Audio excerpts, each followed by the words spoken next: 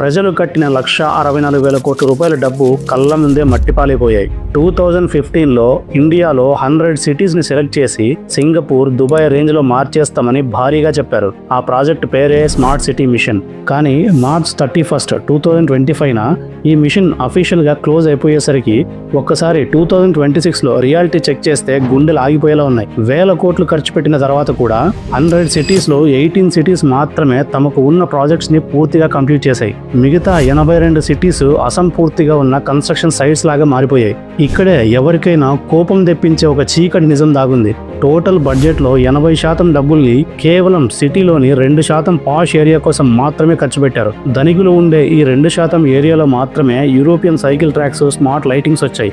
బయట ఉన్న 98% నగరం పగిలిన రోడ్లు, ఓపెన్ డ్రైనేజెస్తో నరకంలాగానే ఉంది. ఈ టాపిక్ మీద ఫుల్ లెంత్ వీడియో మన ఛానల్లో అప్లోడ్ చేశాను. కింద ఉన్న లింక్ని క్లిక్ చేసి ఫుల్ వీడియో చూసేయండి.